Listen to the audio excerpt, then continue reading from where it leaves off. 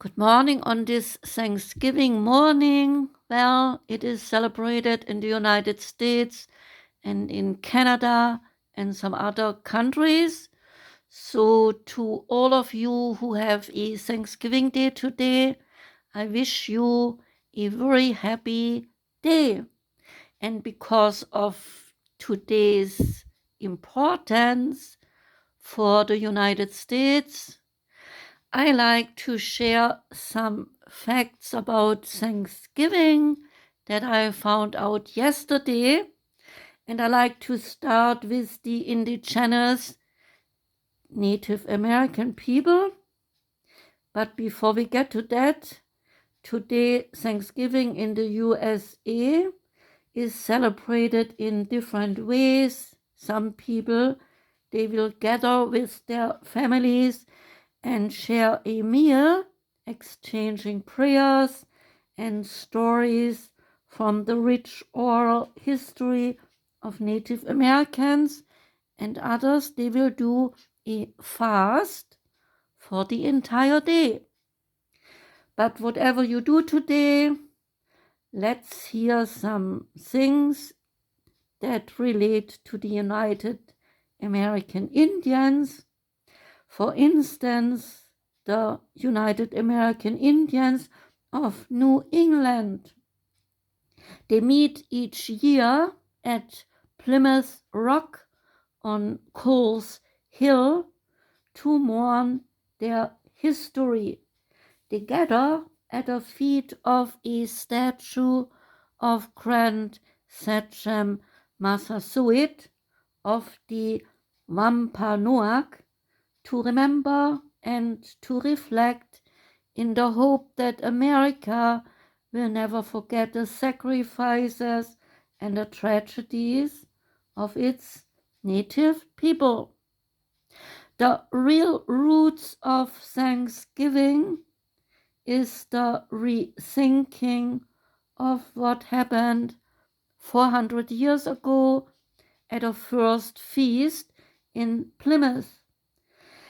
Tribal citizen Julie Garreau also describes Thanksgiving as a day of mourning for her people. Garreau, she lives in the Cheyenne River Sioux Reservation in South Dakota, and she runs the Cheyenne River Youth Project. And this project teaches indigenous cooking to Native American children in South Dakota. There, the kids learn to cook native dishes like buffalo roast and pumpkin soup to honor indigenous history with foods that the tribes will mostly have eaten.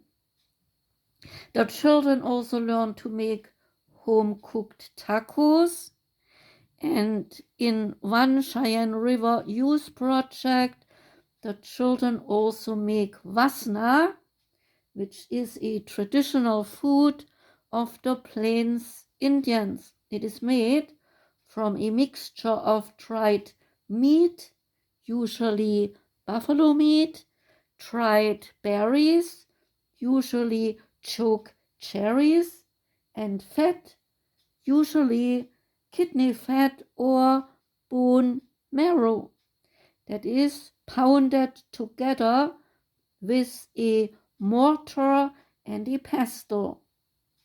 Children not only learn to cook there, but they also learn to sew moccasins for their pleasure. There is another tribe, and that one is the Prairie Band Potawatomi Nation.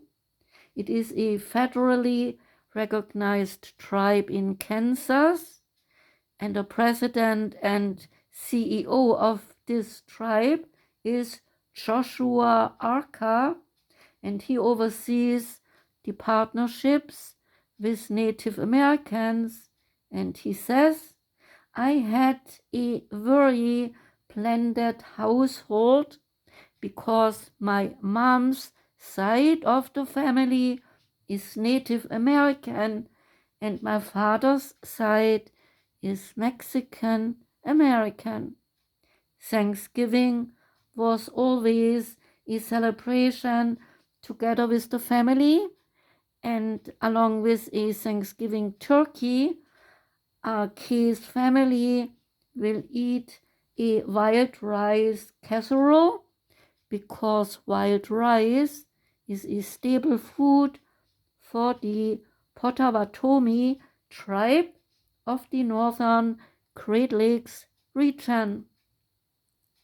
Thanksgiving celebrations are also heavily centered around giving prayers, which include giving thanks for and remembering lost relatives and praying for a good fall and a good winter, especially to stay warm through the winter and have all one's needs met. K2 calls Thanksgiving a day of mourning, relating to the multi-generational and intergenerational trauma of Native Americans. K associates this trauma, with the Eurocentric terms that came to dominate Native peoples, like colonization, for instance.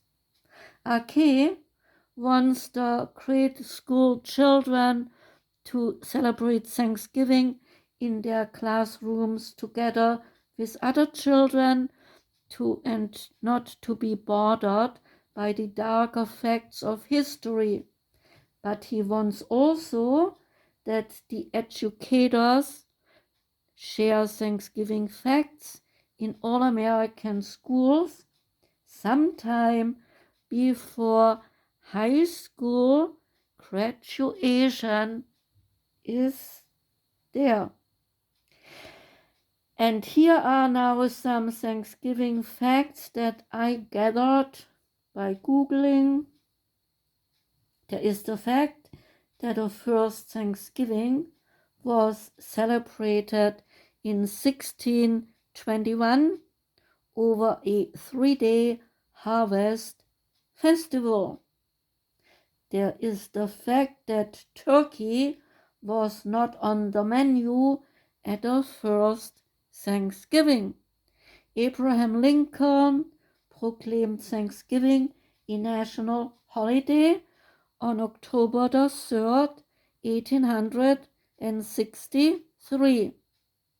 There is the fact that history of US presidents was to pardon and to save a turkey's life, which is a bit patchy though, this history.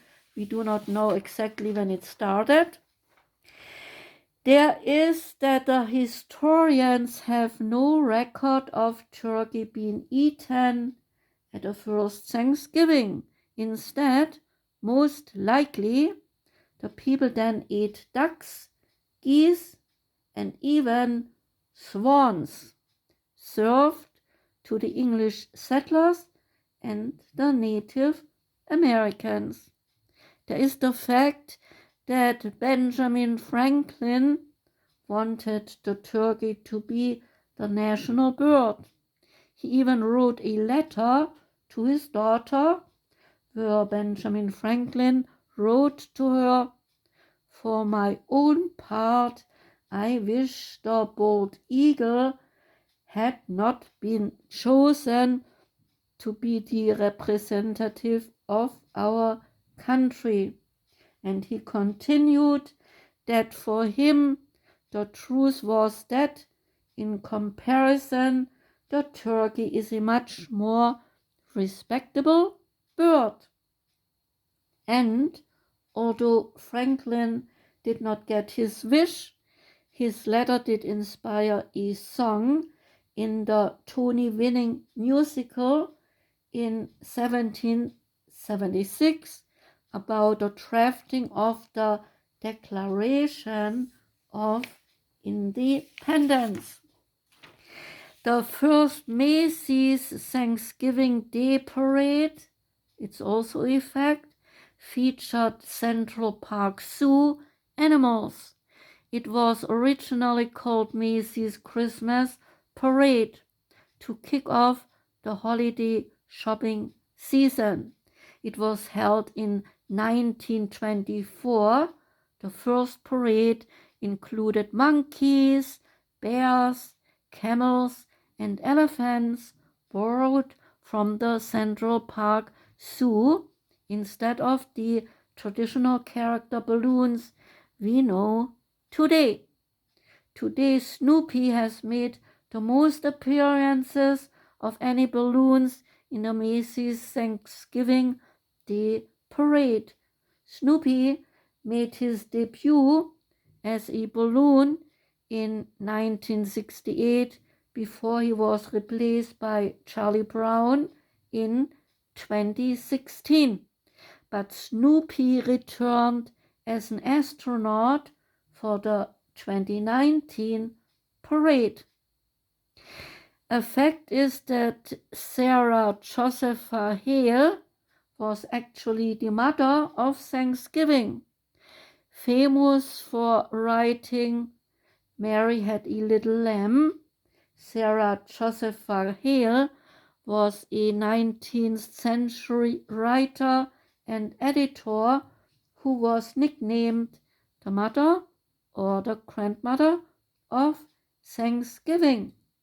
The name seemed fitting after she wrote a letter to President Lincoln and Secretary of State William Seward in 1863, calling for the declaration of Thanksgiving as a national holiday. And there is the hope, and her hope was that this holiday would the nation heal from the trauma of the Civil War. Fact is that Thanksgiving was once celebrated on the third Thursday in November, but President Roosevelt decided to mix up the date and moving it up a week in 1939. By doing this, Roosevelt added 7 shopping days to the holiday season, but this change upset the football coaches whose weekend Thanksgiving games were now switched to regular weekday games. It also messed up printed calendars for years. After much consternation, Thanksgiving returned to the last Thursday in November in 1942 and has been held ever since. There is the fact that Jingle Bells was originally a Thanksgiving Day song before becoming a Christmas holiday anthem. Jingle Bells was a song from 1857 with the title One Horse Open Sleigh, and its composer, which was James Pierpont, intended it to be a Thanksgiving Day song, but it became so popular around December the 25th that in 1859 the title was changed to Jingle Bells, and the rest is history. There is the famous Butterball. The Butterball has had a turkey talk line for nearly 40 years. If you find yourself with a million questions about cooking your turkey and you Google search is too overwhelming, reach for the phone because the Butterball Turkey talk line is real and is there to help you out. Open to US and Canadian homes every November and December. This unique hotline, which first opened in 1981, is also available to take your questions via online chat and email. Plus, there are Spanish-speaking experts when needed. Each year, Butterball experts answer more than 100,000 questions for thousands of households. And here I have to say some funny thing. When I came back from America, I wanted to surprise my family with a turkey dinner, and I managed to get a turkey. And much to my surprise, I found out that the German ovens are too small for such a big bird to be cooked. So what to do? Well, I cut the legs off of this poor turkey to get it in my cooking dish and shove it in the oven, and we finally had a turkey dinner. That's so much to tell you here. Only in America is such a butterball service online or not.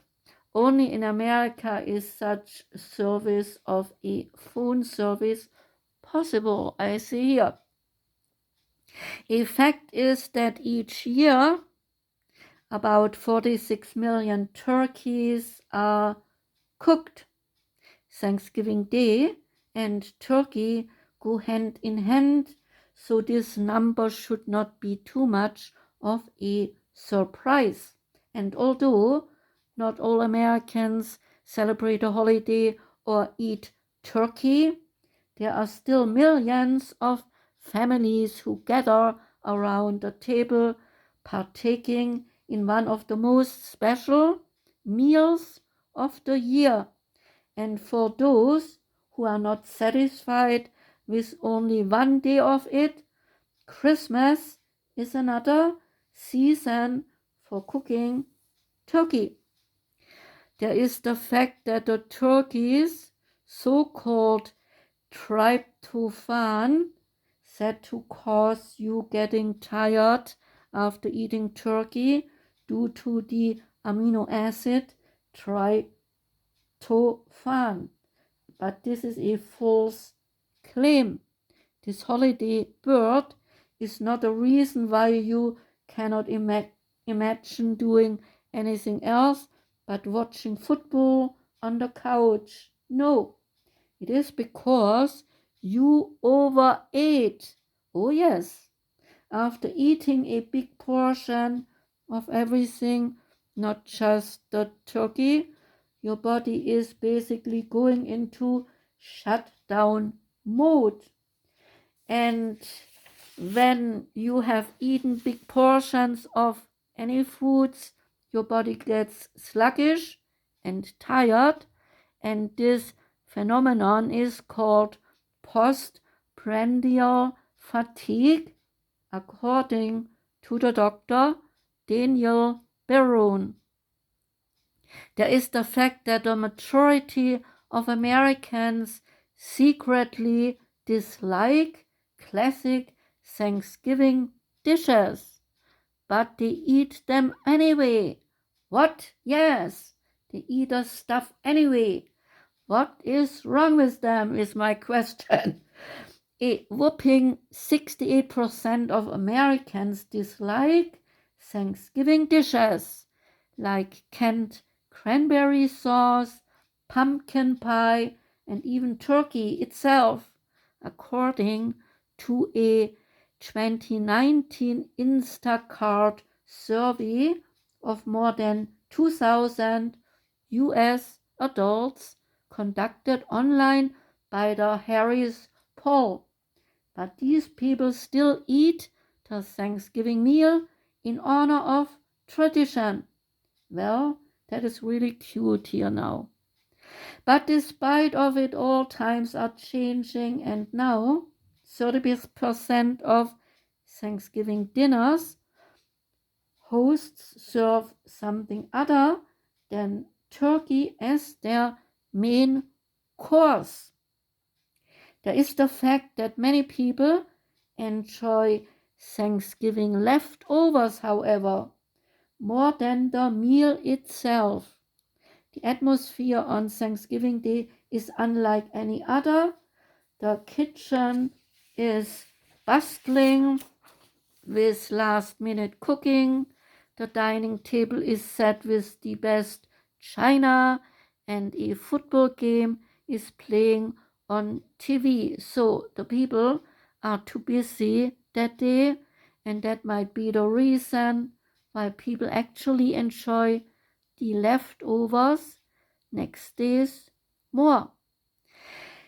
Thanksgiving leftovers is another fact led to the invention of the iconic TV dinners.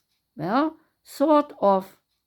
In 1953, an overzealous Swenson employee overestimated the number of frozen turkeys which the company should order for Thanksgiving. And now the company was left with, listen carefully, 260 tons, you are hearing right, of extra turkey after the holiday. So what to do with all the meats?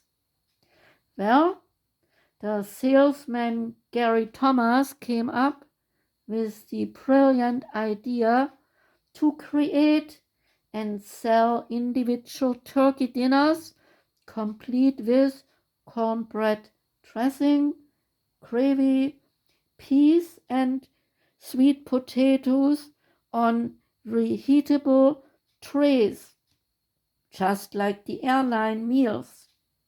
Each of these pre-made feasts cost a grand total of 98 cents. Wow, I see. By the end of 1954, Swanson had sold 10 million frozen turkey meals, and these TV dinners, so the industry was born. A fact is also that the President George H.W. Bush was the first to pardon a turkey. In 1989, the 41st president pardoned the first turkey. That is assured that the bird that it assured the bird that it would never become somebody's dinner.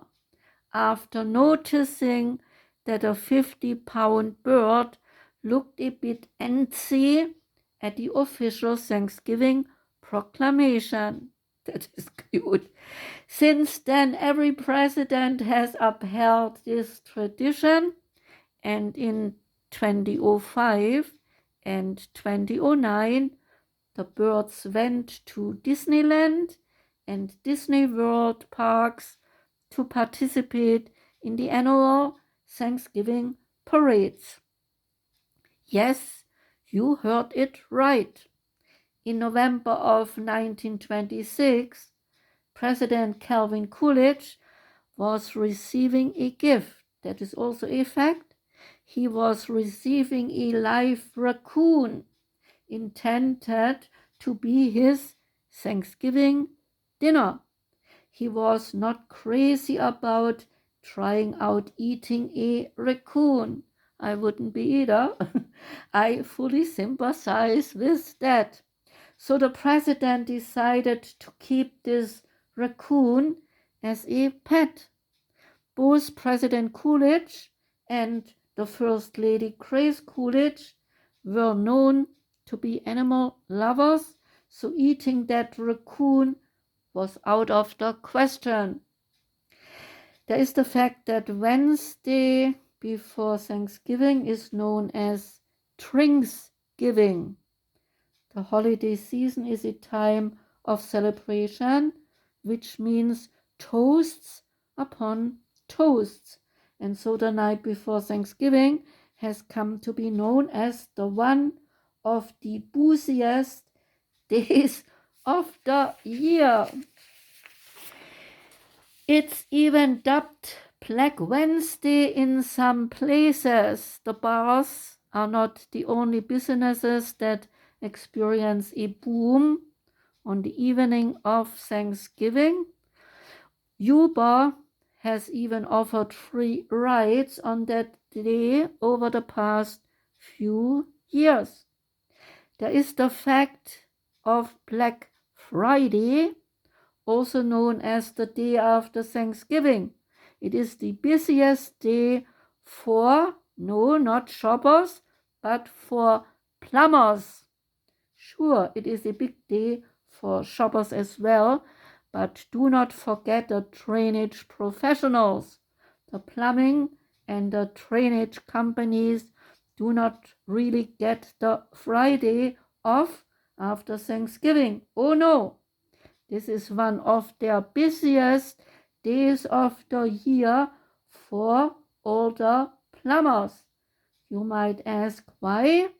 Well, I believe you can figure this one out. Roto-Rooter Plumbing and Water Cleaning Company actually have a special name for that Friday. It is Brown Friday. There is another fact. The turkey bird is actually linked to the country of Turkey. No joke. If you ever wondered which came first, the bird or the egg, known as country here, there is the answer. The turkey bird got its name from the country due to a case of mistaken identity. During the Ottoman Empire, guinea fowl were exported from East Africa via Turkey to Europe, and Europeans, they started to call the birds turkey. Turkey hens, due to the trade route they had to travel. So when Europeans first sailed to North America and they discovered birds there that looked similar to guinea fowl, they started calling them turkeys. So that was a short insight in the Thanksgiving tradition of America. I hope you enjoyed it. I tried my best to get some facts here for you all to enjoy, and maybe I got a laughter out of you on some of the facts. There is, for me, to wish you all a wonderful day today, no matter if you do or do not celebrate Thanksgiving. Enjoy the day anyway, and stay healthy, everyone. I wish you a most wonderful day now. Take care. Thanks for listening, and goodbye.